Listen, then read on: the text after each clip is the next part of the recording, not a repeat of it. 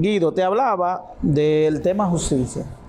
Ha sido uno de los temas que más ha llamado la atención, partiendo de todo lo que se habló durante la campaña, de la posibilidad de generar una independencia en el sistema judicial, pero máxime la figura del Procurador General de la República, de un procurador independiente que todavía en mi esquema, en mi ignorancia jurídica, todavía no logro estructurar, partiendo de que el procurador pudiera ser un administrativo y vamos a tener un sistema de justicia nacional con la misma falencia y situaciones. Entonces, tu parecer sobre ese tema. Mira, cuando en el interregno de la campaña el hoy presidente electo habló del carácter independiente del procurador, él apelaba a su divorcio de los mecanismos partidarios tradicionales.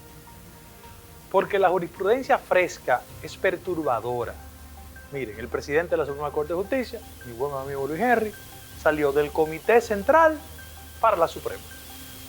Bien, el actual Procurador General de la República es miembro del Comité Central.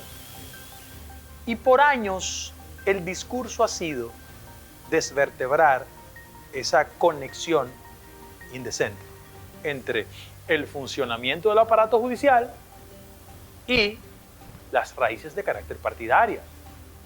Frente a ese acontecimiento, debo hacer una referencia inmediata. El problema es que en la República Dominicana, el último referente de reforma constitucional, se asumió la justicia como un acto de reparto. Hablo del 2010. De reparto, la justicia en sentido general, tanto del Ministerio Público como... De una noción de reparto, y se expresó en el anterior Tribunal Superior Electoral, en la Suprema Corte de Justicia y en el Tribunal Constitucional. Entonces, esas manías, cuando el presidente hoy electo hablaba en el marco de la campaña electoral, decía, ese es el tipo de justicia independiente que yo quiero. Ahora bien, el ordenamiento constitucional de la República Dominicana faculta al presidente de la República para hacer la designación. Y el argumento que uno tiene es de antemano, ¿cómo una persona que lo designa el presidente de la República puede ser independiente? Pues sí, puede ser independiente.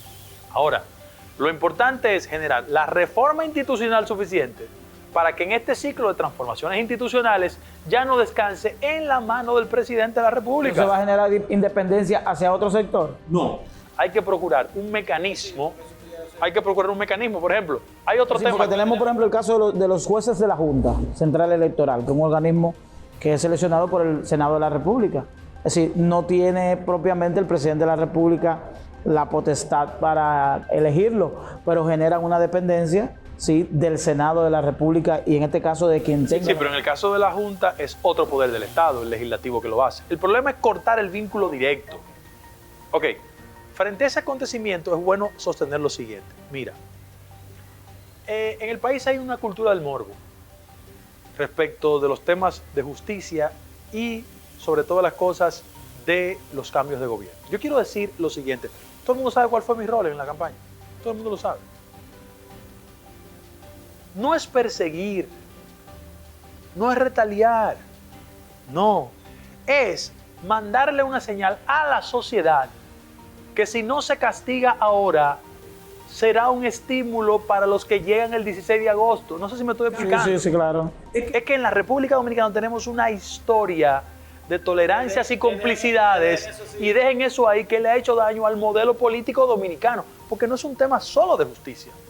Es que cuando tú haces encuestas te darás cuenta que sobre el 70% de la población no cree en el modelo de justicia. ¿Pero y por qué? Por la intervención vulgar, indecorosa del Poder Ejecutivo. Entonces, ¿dónde colocamos el tema de Odebrecht? Es decir, ¿dónde colocamos en medio de ese análisis brillante que tú haces de que ciertamente la justicia en República Dominicana tiene un brazo muy largo en términos de lo que es el Poder Ejecutivo, pero vimos un caso de Odebrecht donde vimos involucrados funcionarios actuales que fueron llevados eso obedece a que eso era una retaliación. Pero mira, vamos por partes. Vamos a asumir el tema de Odebrecht. Odebrecht fue un instrumento de perturbación de la clase política en América Latina. Una empresa con muchos recursos que llegó a competir y después se entusiasmó con las mañas latinoamericanas y derrumbó gobiernos, ministros. Señor Alan García, un ícono, se dio un balazo. ¿Cuál es el problema? ¿Por qué allá sí y aquí no? Ahí vuelvo al punto original. Eso pasa en otras sociedades por la independencia del sector justicia del Poder Ejecutivo. Mientras tú y yo estamos conversando, el ícono de los sectores conservadores en América Latina, Álvaro Uribe Vélez, tiene problemas. Problemas judiciales. Eso habla de... ¿Por qué eso es posible? Por la independencia del poder. ¿Qué ha pasado con la clase política? El presidente, su presidente del país, habla de que, habla con cierto dejo de impotencia de él no poder ayudar, porque ciertamente hay una independencia en la justicia. Es que un presidente no puede hacer nada. Entonces, frente a eso, volvemos al debate original. La independencia es indispensable. Ahora, caso Odebrecht. Yo escuché al Procurador General de la República diciendo que están todo lo que son. El primero que sabe que eso no es así. Por en medio de la campaña electoral yo llevé 4 adendas del candidato presidencial del PLD. ¿Y por qué eso quedó ahí? Que eso quedó ahí. ¿Dónde? Me refiero en el hecho de que primero tú mostraste documentos, pero eso no tuvo... sí. Entonces, la pregunta es la siguiente, partiendo de eso que tú dices. Eso no formó parte de la política, de la campaña, sino que eso va a continuar más allá de... Yo tengo convicciones. Yo tengo ideas propias. En una sociedad de genuflexos y de serviles yo tengo idea propia y pago a gusto el precio de ser así. Es que yo contribuí modestamente con el éxito de la candidatura presidencial. Pero que yo estoy convencido, al margen de la agenda del partido de la coalición, de que el tema de combatir la corrupción es un tema nodal. Que ese tema de lo que tú presentaste en campaña del candidato presidencial, eso va a continuar más allá, es decir, que podamos tener el candidato sentado en el banquillo de los acusados. No, es que ese proceso está depositado en el PETCA. El proceso de las adendas está depositado en el PETCA. Yo te quiero decir lo siguiente, la próxima procuradora o procurador que venga tendrá tanto trabajo suficiente. ¿Va a ser una mujer? Yo dije procurador o procurador, eso es una facultad ya del presidente electo. ¿Tenemos nombre? ¿Algunos nombres que podamos...? No. Y en el PECA tampoco, no tenemos un nombre. No. No tenemos. Pero tiene que ser una persona independiente. Una persona independiente. Que no, mira, ojalá ni me conozca. Mejor. Y que nadie la llame o lo llame. Mira fulana, mira fulano. Que nadie le llame, que haga su trabajo. Yo te voy a dar un dato. Por el simple rumor público, el Ministerio Público tiene que proceder en este país. Bueno, eso lo dijo Danilo. Lo dice la estructura judicial de este país. Claro, de eso habla de la denuncia. Te voy a dar un dato. Aquí hay una compañía, que se llama Guival, una, que le ha vendido a Promesecal 2.000 millones de pesos. ¿Y de quién es esa compañía? Bueno, las personas que aparentan y aparecen, entre comillas, en la constitución de la compañía son 2 empleados. Uno vive en Palmarejo y otro vive en un sector popular. 2 empleados. Sí. Con 2.000 millones de pesos. Y eso no llama la atención. Bueno. Por ejemplo, yo te voy a decir algo, voy a aprovechar para hacer una revelación. Yo, así como tú, yo a veces soy necio para algunos funcionarios. Entonces yo había hecho, partiendo del rumor público en algunas instituciones, de manejos que yo entendía que estaban incorrectos.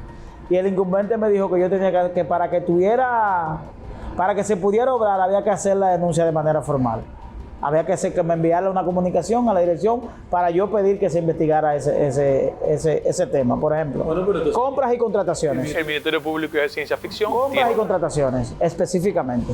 No, si no me manda un correo pidiendo lo que es, no podemos hacer nada. Mira, a mí no me gusta hablar de funcionarios que ya terminan. No es bueno, no es inteligente. Ahora, la Procuraduría que viene va a tener mucho trabajo y te voy a decir una cosa. Guido, entonces ¿tú crees que perdió el PLD o ganó Luis Abinader? Es decir, te hago la pregunta porque algunos entienden que todo el resultado en términos electorales proviene no de que Luis Abinader había estructurado y de que ciertamente la gente había comprado el tema del cambio, sino que propiamente que las acciones del PLD en el gobierno, de sus funcionarios, había degenerado en esa ola que ocurrió, donde ganaron incluso senadores y personas. Aquí no se puede ser mezquino.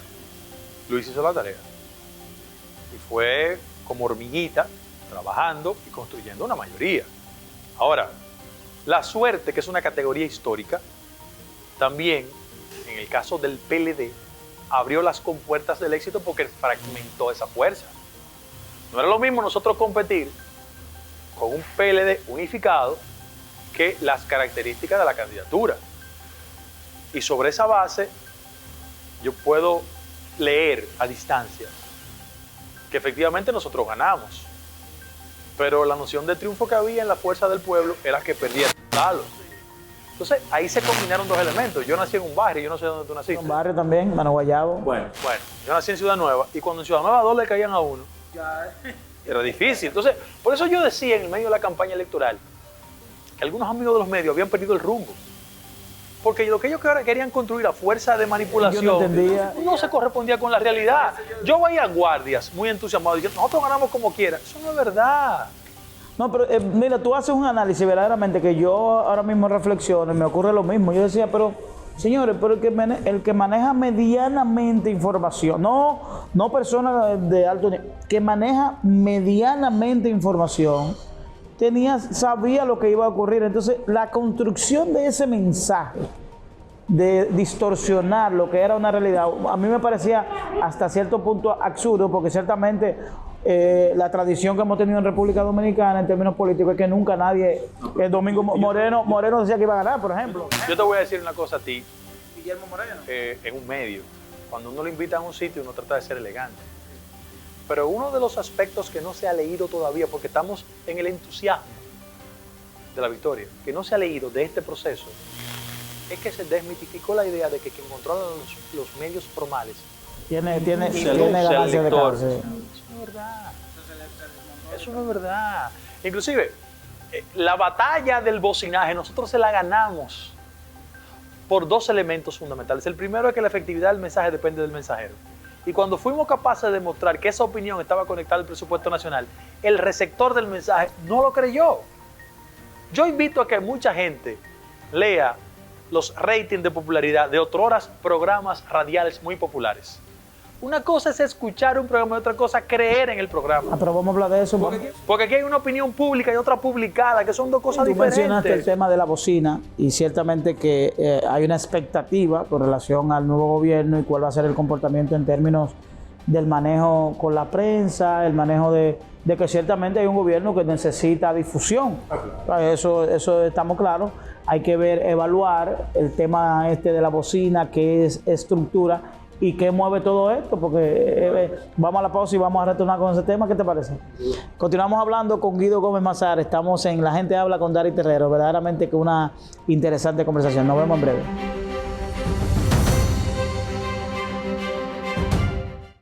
Hola mis amigos, yo soy Dari Terrero de La Gente Habla.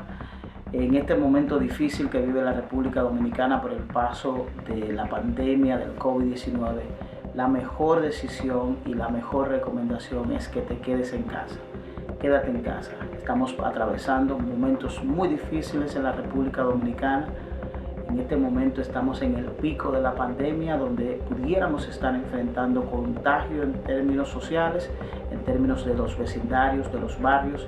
Y la mejor recomendación es que te quedes en casa. Por el bien tuyo, de los tuyos y del país, quédate en casa. Continúa con el contenido de La Gente Habla con Dari Terrero.